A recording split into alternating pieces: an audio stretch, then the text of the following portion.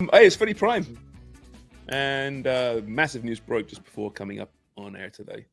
We can talk about USL, we can talk about, and we will talk about the WSL voting on promotion, relegation, and the lack thereof, shall we say. We'll talk about Champs League. We've got some comments from listeners and viewers, but the big one was FIFA announcing that 2026 World Cup final, MetLife Stadium, New Jersey, there will be a halftime show for the first time in World Cup history. I think we're all really happy about this, given how much we enjoy the Super Bowl halftime show, right? Am I wrong? I think it's a great idea. Come on, Craig. Where's the cynicism? I think we all enjoy bitching and moaning about the halftime show. That's what we enjoy doing. Yeah. Why is it so great, Craig? I love the halftime shows. I love some of the halftime shows. Yeah, there's been some clunkers, right? Like, I like certain music, and then there's, hey, Tug McGraw is singing with, like, I don't need, we all have our choice in music, whether we're, from our cultural upbringing. Some just don't land for me, right? So well, I don't please everybody. Yeah. Yeah, but all the tugboats out there, they're like, yeah, tug. Tugger. It's 15 minutes though, right? In a football halftime. Yeah. Always has been, always will be. To assemble the stage and disassemble the stage, it's going to be more than 15 minutes. That's what I was thinking. I mean, I'm not a fan of it. Keep it for your Super Bowl, but not for soccer. It's just the Americanization once again. Football players, Sharms, have to play through that too, because it's an extra halftime for football is the same. It's only a 15, 20 minute. I know. But it's a half an hour, isn't it, for Super Bowl? Yeah, I got it. Yeah. I don't know how long it is. But we used to, knowing what it was like halftimes, even with all the equipment on, sometimes guys would get, and it sounds like when Jimmy and Craig played in Mexico, where they were like, you basically disassemble your whole kit to get through halftime and putting ice on and relaxing. Whereas most regular matches with a 15-minute halftime, you're kind of staying in your same, your uniform still. You're not disassembling. You almost said outfit, didn't you? I was going to say outfit. Kit. Say kit. Uniform's wrong too. It's kit. You're right, though. Almost in an effort to occupy your mind, right? To keep busy. Yeah, and to stay and feel prepared for the second half. So crazy circumstances like 40 degrees in Mexico, high altitude, that makes sense to get all, but that extra time, if they just added extra time, what are you doing? It probably wouldn't feel like, would that affect you, Jimmy? That extra 15 minutes? So you're saying if you had a 30-minute break? Yeah, because that's what it's going to be. Yeah, of course you would, because then you're going to have another warm-up before you go back out again. Mm-hmm. It's way too long. Look at our sport. You have 45 minutes. Fans aren't up and walking around the stadium like they are in American football. You got 4 quarters and lots of timeouts and breaks, and people get up, walk around. Our game, you sit there for 45 minutes. Halftime, everybody runs, goes to the toilet, grabs their beer, whatever they want, and then they're back down sitting again for 45 minutes watching a match. Yeah, but you're talking from a sporting standpoint, but let's get it right. I mean, this is about entertainment as much as anything.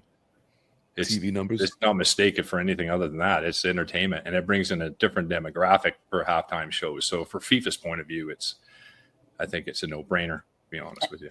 Entertainment and commercialization. I'm amazed it's taken this long, to be quite honest. I don't think they need it. You have 1 billion people watching the World Cup final. What do you need a halftime show for? Nobody. Yeah, but now you got 1.2 billion. Yeah. They're not. I mean, they have like often at big events you have a performance before the match in soccer. Had that at Euros, I think Champions League. Yeah. Usually did it at Champions League. Yeah, Sharms, you were disappointed because remember it was in France, and then there was the issues with the gate opening. This was, I think, 3 years ago, and then I think it was Olivia Rodrigo or something like that opened, and she was late, So everything got pushed back by about 45 minutes. And you went off on the Monday saying this is unnecessary. It sounds like something I would get angry about. Yes, it was. It was recollection of it. You see, I feel that I should hate this idea because I just should hate this idea. It's my MO is to hate such things. So I'm going to hate it. That's my official stance. But I do understand it from an Americanization of the sport kind of thing and bring in new eyeballs. But I mean, the bottom line is I'm not going to know who the person is anyway. I'm pretty confident about that. We know after you called Boy Wonder Boy yesterday. Yes. Yes. I wasn't the only one. No. And I didn't know who he was either. No statement on the artist. It's the demographic of the people there. So I won't know who it is. If I do know who it is, I will definitely dislike them. I know that much. What if it was Queen? Well, that would be different. They wouldn't sell out and do this the World Cup final. Queen don't sell out and do such things. I put it on social. I asked, who should perform. Got some great replies. Simon Bennett, my old boy over there from the Score on Sportsnet. Whoever wins Eurovision, that would be great. God. But it's probably going to be an American, obviously. A lot of people, including the boxing experts and Kerry, said it seems fitting and appropriate that it'll be Drake and Kendrick Lamar,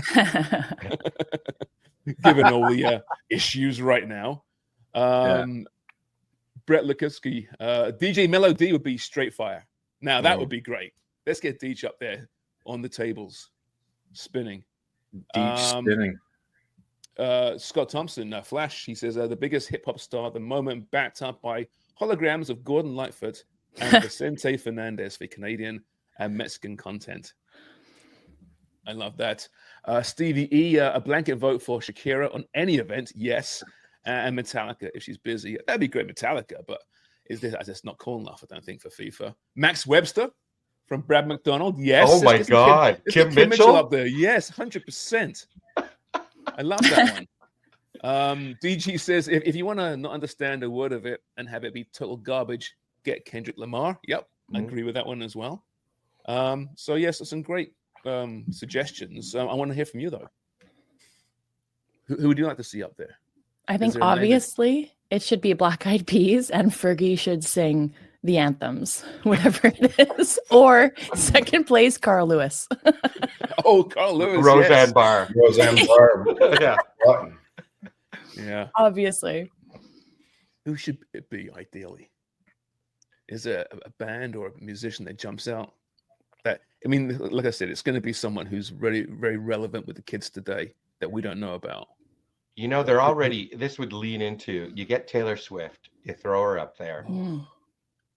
People love her. You immediately get a billion Swifties watching the halftime show.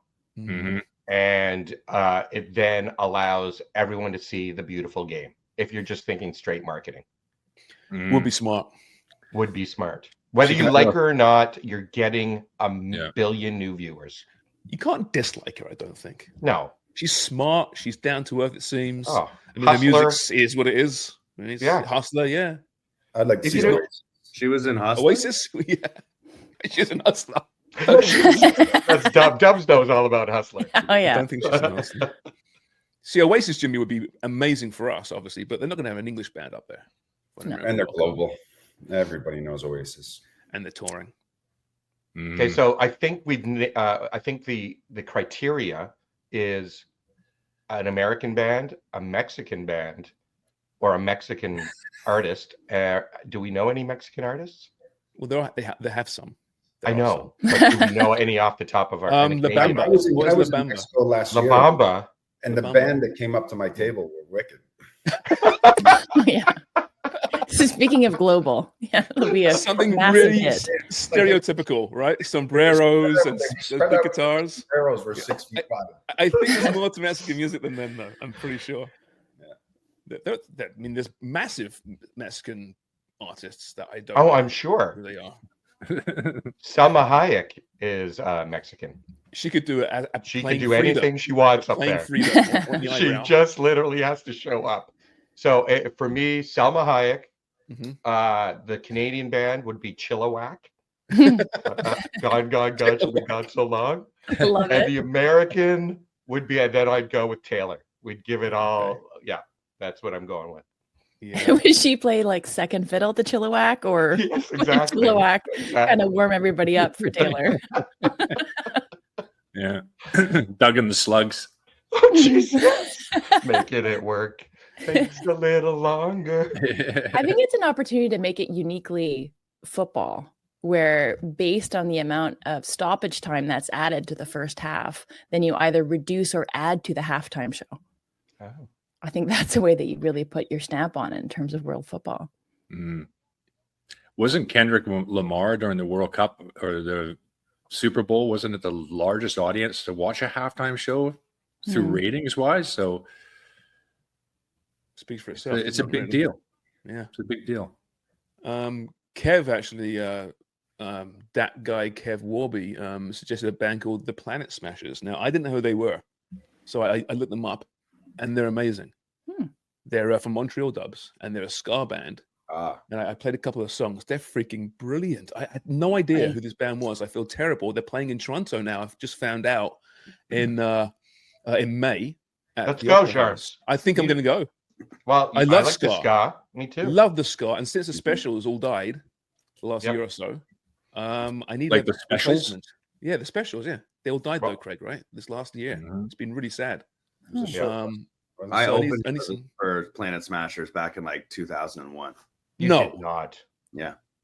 You did? Yeah. JC, what? This is a really weird thing happening here. Well, I was right in now. so I was in a band in high school called Two Pump Chump, and we changed the name to Divinity Sickness.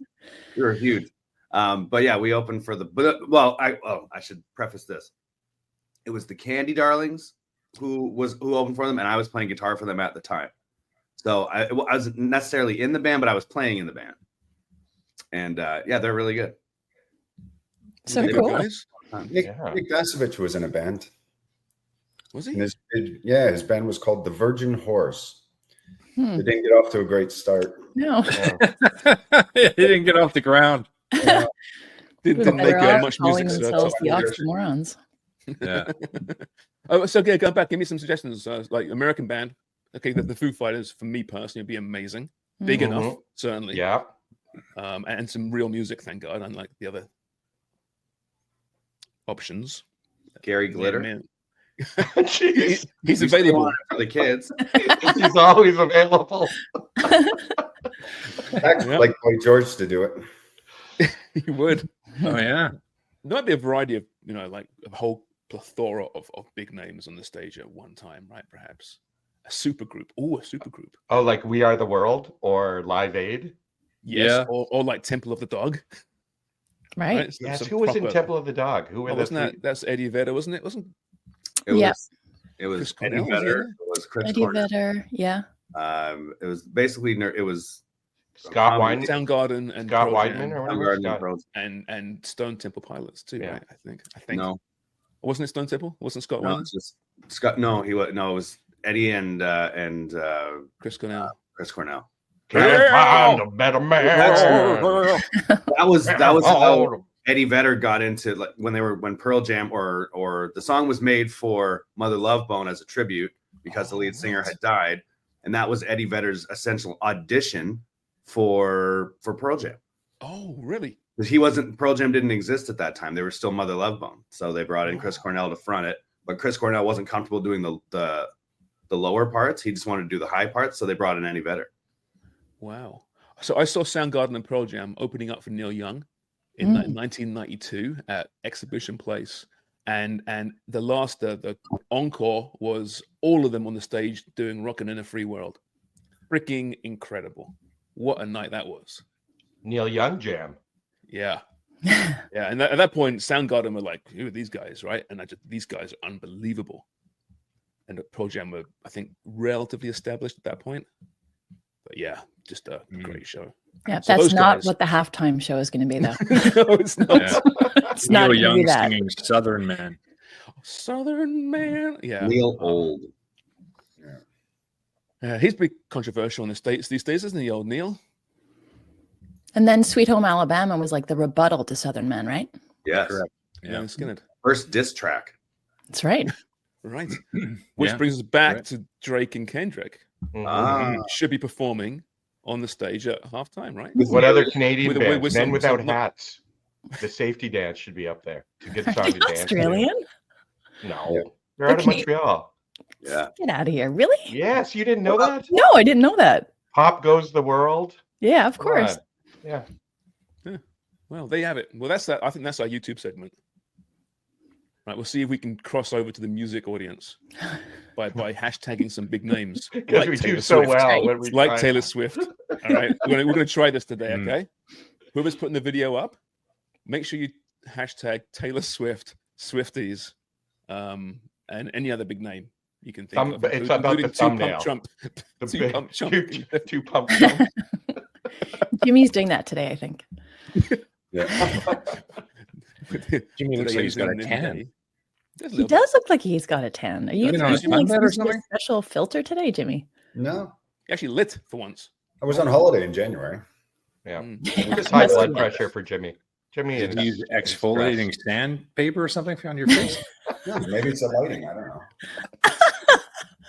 It's the benefit of Exfoliating having an sandpaper. all white background. You look tanned. No, Yeah, you look right. good, Jimmy. Don't change it. Yeah, Look please great. don't. You look really good. It's like you never look better actually Yeah. on this show. You Yeah, should you go see to the your- doctor and get checked out, but you look Yeah. good. Yeah, that's right. Check Give your me- liver. He's not yellow. I'm like yellow. No, it's not jaundice. More like high blood pressure. What's that filter you're using? Hepatitis.